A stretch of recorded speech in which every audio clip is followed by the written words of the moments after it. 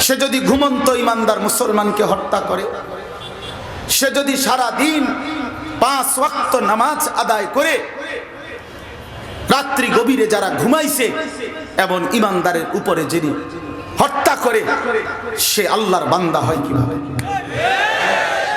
সে রহমানের গোলাম হয় কিভাবে? আল্লাহ তাআলা তো স্পষ্ট বলছেন, ওয়ালা ইয়াকতুলুনা আন-নাফসাল্লাতী হারামাল্লাহু ইল্লা বিল হক। অন্যায় ভাবে যে কাউকে হত্যা করে না, সে আল্লাহর রহমানের বান্দা, আর যে করে সে আল্লাহর বান্দা না। ওয়ামান ইয়াফআল যালিকা, আরেকটা আছে, আমি এটা পরে বলতেছি একটু। ওয়ামান ইয়াফআল যালিকা ইয়ালকা আসামা, আল্লাহ বলেন এমন পাপী অবশ্যই আমি আল্লাহর নিকট শাস্তির মুখোমুখি হবে। ইউদাআফ লাহুল আযাবু ইয়াউমাল কিয়ামা, কিয়ামতের দিন তাকে দ্বিগুণ দ্বিগুণ ডবল ডবল শাস্তি দেয়া হবে। ওয়া ইয়াখলুদ ফীহি মুহানা, এবং লাঞ্ছিত অপদস্থ করে চিরস্থায়ী জাহান্নামে ছুঁড়ে মারা হবে।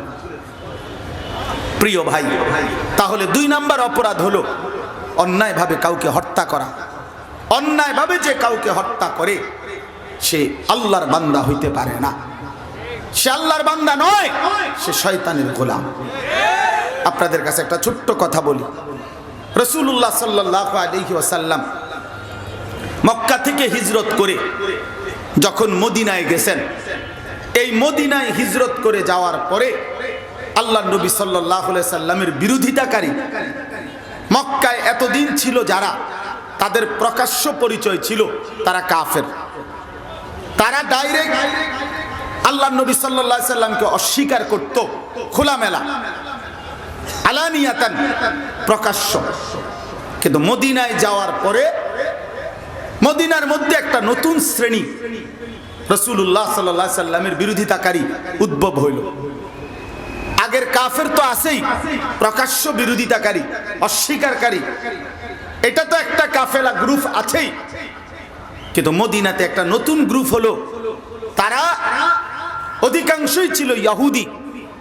রাসূলুল্লাহ সাল্লাল্লাহু আলাইহি সাল্লামের কাছে এসে ছদ্মবেশে নবী সাল্লাল্লাহু আলাইহি সাল্লামের কাছে নিজেকে মুসলমান পরিচয় দিত, নিজেকে কালেমা উচ্চারণ করত, কিন্তু কলিজার মধ্যে পুরা ছিল আল্লাহ এবং রাসূলের বিরোধিতা। এদেরকে বলা হয় মুনাফিক। এদেরকে কি বলা হয়? আব্দুল্লাহ ইবনে উবাই ইবনে সালুল নামে মদিনার একজন বড় সর্দার ছিল। সে এই মুনাফিক রাসূলুল্লাহ সাল্লাল্লাহু আলাইহি ওয়াসাল্লামের সামনে নিজেকে মুসলমান পরিচয় দিত, কিন্তু আড়ালে 24 ঘন্টা আল্লাহর নবী সাল্লাল্লাহু আলাইহি সাল্লামের বিরুদ্ধেই ইহুদি বেঈমানদের সাথে মিশে সার্বক্ষণিক ষড়যন্ত্র করত। সে মুনাফিক সর্দার। রাসূলুল্লাহ সাল্লাল্লাহু আলাইহি ওয়াসাল্লামের জামানার পরে হযরত আবু বকর সিদ্দিক, ওমর ফারুক রাদিয়াল্লাহু তাআলা আনহুর জামানায়, পরে হযরত উসমান রাদিয়াল্লাহু তাআলা আনহুর জামানায় একজন ব্যক্তি যে ইহুদি ছিল, ইহুদির থেকে হযরত উসমানের জামানায় নিজেকে মুসলমান পরিচয় দিয়া মুসলমান হইছে আব্দুল্লাহ ইবনে সাবা। এই ব্যক্তি পৃথিবীর ইতিহাসের এই দ্বিতীয় কুখ্যাত মুনাফিক। প্রথম বিখ্যাত মুনাফিকের নাম হলো আব্দুল্লাহ ইবনে উবাই, আর এই দ্বিতীয় যেই ব্যক্তি সবচেয়ে বেশি ইতিহাসে মুনাফিক হিসাবে পৃথিবীর ইতিহাসে, ইসলামের ইতিহাসে ধিকৃত, সবচেয়ে বেশি ঘৃণিত এই ব্যক্তি হলো এই লোকটা আব্দুল্লাহ ইবনে সাবা। সাবাই, তার কিছু অনুসারী ছিল যারা মুনাফিক। তার পরিচয় ছিল পৃথিবীর ইতিহাসে, ইসলামের ইতিহাসের পাতায় তাদের নাম আছে সাবাই গোষ্ঠী, সাবাই মুনাফিক। এরা হযরত উসমান রাদিয়াল্লাহু তাআলা আনহুর জামানা থেকে এই বেঈমান মুনাফিক আব্দুল্লাহ ইবনে সাবা ছদ্মবেশে মুনাফিকি শুরু করছে ইসলামের বিরুদ্ধে, এবং হযরত উসমানকে শহীদ করছে। এই সাবাই গোষ্ঠীর প্রেরণায় হযরত আলী শাহাদাত বরণ করছেন। হযরত আলী এবং মুআবিয়া রাদিয়াল্লাহু তাআলা আনহুর সাথে উভয়ের যুদ্ধ হইছে জঙ্গে সিফফিন। হযরত আলী এবং আয়েশা রাদিয়াল্লাহু তাআলা আনহার যুদ্ধ হইছে জঙ্গে জামাল। এই সমস্ত কিছুর নেপথ্যে ইসলামের ইতিহাসের এই হযরত ওসমান রাদিয়াল্লাহু তাআলা আনহুর শাহাদাত এবং হযরত আলী রাদিয়াল্লাহু তাআলা আনহুর খিলাফত, মুআবিয়া রাদিয়াল্লাহু তাআলা আনহুর সাথে তার যুদ্ধ এবং আলী রাদিয়াল্লাহু তাআলা আনহুর শাহাদাত, এই সবটা কার্যক্রমের প্রধান কারিগর নেপথ্যে যে ছিল সে ছিল এই আব্দুল্লাহ ইবনে সাবা এবং তার সাবাই মুনাফিক গোষ্ঠী। আমি আল্লাহকে সাক্ষী রেখে বলি, ইতিহাসের কিতাবে নির্ভরযোগ্য তথ্যে এই কথা স্পষ্ট আছে। প্রিয় ভাই আমার, বন্ধু আমার, এই মুনাফিক গোষ্ঠী, এই সাবাই গোষ্ঠী, এই আব্দুল্লাহ ইবনে সাবা, এই ঘৃণ্য বেঈমান মুনাফিকের অনুসারীদের একটা মূল অভ্যাস ছিল চিরাচরিত, তারা রাতের অন্ধকারে অতর্কিতে ইমানদার মুসলমানকে হত্যা করত। আল্লাহর কসম, এটা কিতাবে আছে। রাতের অন্ধকারে ইমানদার এই হযরত আলী রাদিয়াল্লাহু তাআলা আনহুকে ফজরের ওয়াক্তে হত্যা করে শহীদ করেছে। হযরত আলী মুআবিয়া রাদিয়াল্লাহু তাআলা আনহুর বাহিনীর অসংখ্য ইমানদার সাহাবী সহ তাবেঈ ওনাদেরকে শহীদ করছে এই বেঈমান মুনাফিক গোষ্ঠী, সাবাই গোষ্ঠী। রাতের অন্ধকারে, রাত গভীরে ইমানদার মুসলমান ঘুমন্ত অপ্রস্তুত এই সময় আক্রমণ করত। এই জন্য এই কথা ইতিহাসে স্বীকৃত, এই কথা ইতিহাসে প্রমাণিত যে ইমানদার মুসলমানকে রাত গভীরে অন্ধকারে হত্যা করা, এটা ওই আব্দুল্লাহ ইবনে সাবা, সাবাই মুনাফিক গোষ্ঠীর অভ্যাস। এই জন্য এই কথা স্পষ্ট প্রমাণিত। আজকের এই পৃথিবীতে এই নতুন মুনাফিক, এই ভণ্ড সাদ এবং তার অনুসারী, এই গুন্ডা সন্ত্রাসী মুনাফিকরা রাতের অন্ধকারে ইমানদার মুসলমানকে টঙ্গীর ইজতেমায় যে শহীদ করেছে, এই সরাসরি সাবাই মুনাফিক গোষ্ঠীর উত্তরাধিকারী যারা, এটাই সত্য। এরা মুনাফিক। ইমানদার এত বড় জালেম হইতে পারে না, মুসলিম পরিচয়ধারী এত বড় জালেম হইতে পারে না। যদি তোর ন্যায্য অধিকার হয় তারপরে তো এত বড় জুলুম করতে পারে না।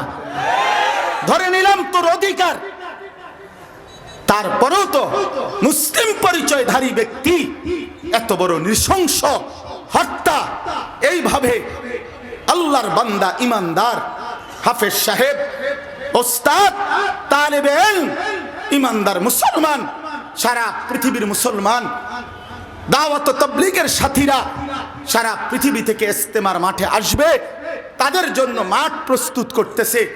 লক্ষ লক্ষ মানুষের জন্য, আল্লাহর বান্দাদের বসার জন্য সব ইন্তজাম করে, সারা দিনের কাজ করে, 5 ওয়াক্ত নামাজ জামাতের সাথে পড়ে যেই মুসলমানগুলো, যেই ইমানদারগুলো টঙ্গীর মাঠে ঘুমাইলো, ইজতেমার মাঠে ঘুমাইলো, রাতের 2টা-3টা বাজে এরকম অন্ধকারে অতর্কিত ভাবে এই মানুষগুলোকে হত্যা করা, এদের হাত কাইটা ফেলে দেওয়া, পা কাটা, এদের আঙ্গুল কেটে ফেলে দেওয়া, এটা কোনো কাফেরে করলে মনটারে বুঝাইতাম, এটা কোনো বেঈমানে করলে মনটারে বুঝাইতাম, কিন্তু মুসলিম পরিচয়ধারী বেঈমান, এত বড় মুনাফিক, এই আচরণ কেমনে করলি? এই আচরণ কেমনে করলি? এজন্য আমরা জানতে চাই, সাদ তুই করলি কি? ওয়াসিফ তুই কি করলি? ওসামা তুই কি করলি? তুই কেমনে ইমানদারের রক্ত ঝরাইলি?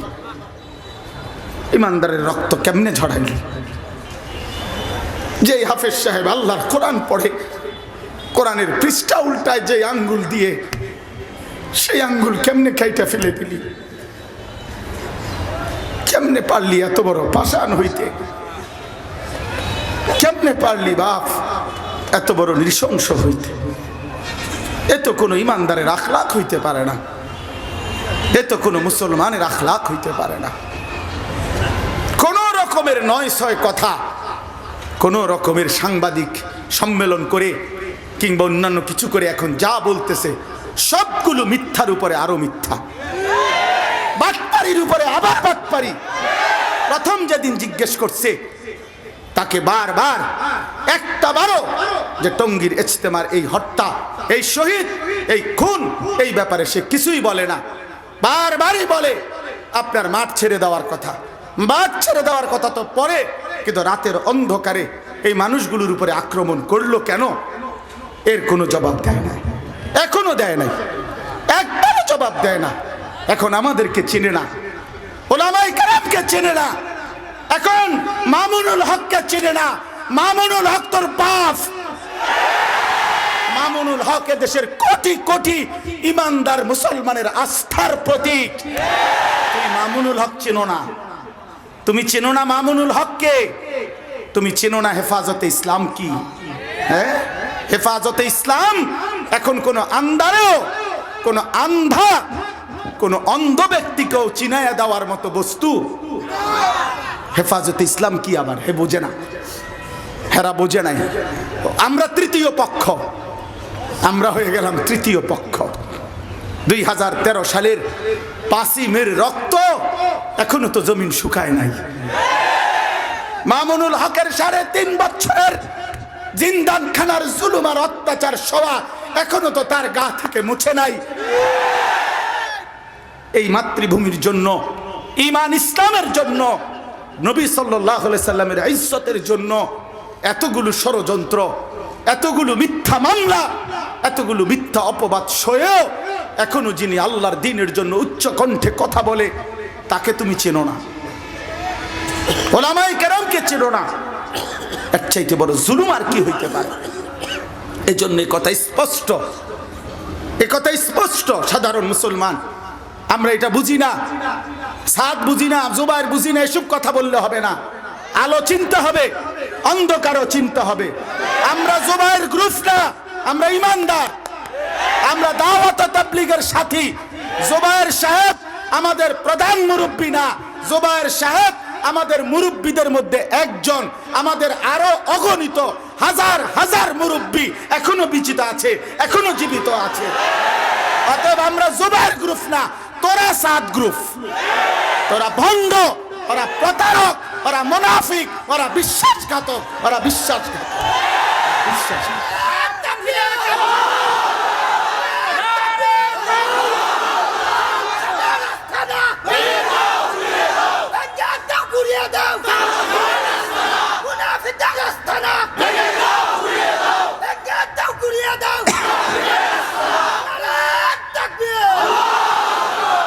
ইমানদার এটা মনে রাখবেন, কোন জালেম পৃথিবীতে টিকে না, কোন জালেম। 16 বছরের জালেম টিকে নাই, 54 বছরের সিরিয়ার জালেম টিকে নাই, এই জালেমও টিকবে না। এটা নিয়ম ইসলামের ইতিহাসে।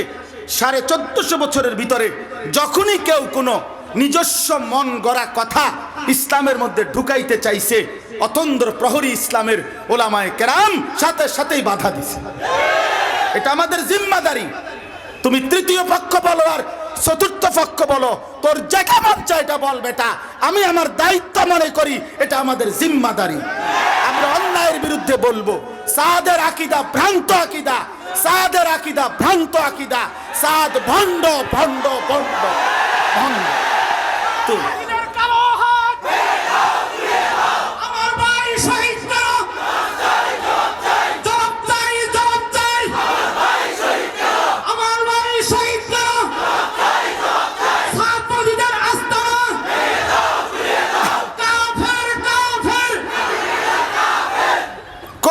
দিয়ে ইনশাআল্লাহ বাংলাদেশের জমিন উত্তপ্ত করা যাবে না। হ্যাঁ হ্যাঁ, রিকশা লীগ, আনসার লীগ, আবার কয়েকদিন আগের ইসকন লীগ, আর এখন সাদ লীগ, কিছু দিয়েই হবে না বাংলাদেশে, কিছুই হবে না ইনশাআল্লাহ। বিজয় ইমানদারের, জালেমের পতন হবে ইনশাআল্লাহ, কোনো সন্দেহ না। 2 উইকেট পড়ে গেছে, বাকি উইকেটও পড়ে যাবে ইনশাআল্লাহ। 5ই আগস্ট 1 উইকেট পড়ছে, 8ই ডিসেম্বর আরেক উইকেট পড়ছে সিরিয়ায়, বাকি উইকেট পড়ে যাবে ইনশাআল্লাহ। 2024 সাল উইকেট পড়ার বছর, এবছর উইকেট পড়ছে 2টা, ইনশাআল্লাহ 2025 সালে আরো উইকেট পড়বে ইনশাআল্লাহ। আগামীর উইকেট ইসরায়েলের ওই গুন্ডা, ওই সন্ত্রাসী প্রধানমন্ত্রী নেতানিয়াহু, দেখবেন একদিন তার উইকেটও পড়ে যাবে ইনশাআল্লাহ। ফিলিস্তিন বিজয় হবে, ফিলিস্তিন বিজয় হবে। আমরা প্রতিবেশী ভারতের 130 কোটি না বেটা, তোদের 230 কোটিকে আমরা ভয় পাই না। আমার জান যাবে, এই তো আমি শহীদ হয়ে যাব, আর কি এরপরে আর কি? তা ফাকদিমা আনতা কাদিন ইন্নামা তাকদি হাদিহিল হায়াতিদ দুনিয়া। 70,000 জাদুকর ফেরাউনকে বলছিল, ফেরাউন তুই মাইরা ফেলবি, আমরা ঈমান আনছি, মেরে ফেলবি তুই, মার। কিসে? ফাকদিমা আনতা কাদিন, যা করতে মন চায় দুনিয়ার এই হায়াতের উপরে ছিঁড়া ফেল, টুকরা টুকরা করে ফেল, কোনো অসুবিধা নাই, জীবন যাবে, জান্নাতে পৌঁছবে, কোনো অসুবিধা নাই। ইমানদার শহীদ হইলে লজ্জার কিছু নাই, ঠিক কিনা বলেন? 130 কোটি আমরা পরোয়া করি না। আমাদের একজন, কয়জন? কয়জন? আল্লাহ, আল্লাহু আকবার, বলো আল্লাহু আকবার, আল্লাহু আকবার, আল্লাহু আকবার। আমাদের একজনই যথেষ্ট, হাসবুনাল্লাহ, আমাদের আল্লাহই যথেষ্ট। আলু দিবা না, পেঁয়াজ দিবা না, আটা দিবা না, পেঁয়াজ তোমার আব্বার, হ্যাঁ পেঁয়াজ মোদির আব্বার পেঁয়াজ, তোর বাপের পেঁয়াজ নি বেটা, তুই পেঁয়াজ দিবি না? তোদেরকে যিনি চাল ডাল তেল সাবান আলু পেঁয়াজ, তোদের 130 কোটি বেঈমান হিন্দু, তোদেরকে যিনি খাওয়ায় উনি তো আমার আল্লাহ। এই বেটা তোর কি বেটা, তোর মূর্তি ছাড়া আছে কি? আল্লাহ কোরআনে বলছে, এই বেঈমান তোদের মূর্তিকে জিজ্ঞাসা কর, একটা মাছি সরাইতে পারেনি, অথবা তার মাছি বানাইতে পারেনি, বল জিজ্ঞাসা কর। তো তোদের মূর্তি ছাড়া আছে কি? আমার আল্লাহ তাগরে খাওয়ায়, আর হেরা আমগরে ধমক দেয়, মনটা চায় এক্ষুন গিয়ে কন্যাইতাম না, জানেন না কস কি বেটা, কারে ধমক দেস? আমি তো ওই আল্লাহরে সেজদা করি যে আল্লাহ তোরে খাওয়ায় বেটা, তো আমারে ধমক দেস কেন? জি দুটিনি কর না, মন থাক, মুরব্বী আর সেই জন্য আর কিছু কইলাম না। আল্লামা হাসান জামিল সাহেব আসছেন, বলেন আলহামদুলিল্লাহ। প্রিয় ভাই আমার, অতএব ইমানদার মুসলমান অন্যায়ভাবে কাউকে হত্যা করতে পারে না। আর শেষ কথা হইল ওয়ালা ইয়াজনুন, আল্লাহ তাআলা বলেন 3 নাম্বার অপরাধ হলো যে জিনা করে না, ব্যভিচার করে না। জিনা ব্যভিচার করে না, যে জিনা ব্যভিচার করে সে আল্লাহর বান্দা না, যে করে সে আল্লাহর বান্দা না, যে করে না সে আল্লাহর বান্দা। তাহলে 3টা অপরাধ, এক যে শিরিক করে না, যে অন্যায়ভাবে কাউকে হত্যা করে না, যে জিনা ব্যভিচার করে না। আল্লাহ বলেন এই 3টি অপরাধের শাস্তি ডবল ডবল ডবল ডবল, এবং লাঞ্ছিত বেইজ্জতি করে হাসরের ময়দানে জাহান্নামে ফেলা হবে। আল্লাহ তাআলা আমাদেরকে শিরিক মুক্ত ঈমান দান করেন, মানুষের উপরে জুলুম থেকে হেফাজত করেন, অশ্লীলতা বেহায়াপনা থেকে হেফাজত করেন। আজকের এই মুবারক মাহফিল, ঐতিহ্যবাহী এই ঐতিহাসিক মাহফিল আল্লাহ কবুল করে নেন, আমিন। সুবহানাল্লাহি ওয়া বিহামদিহি।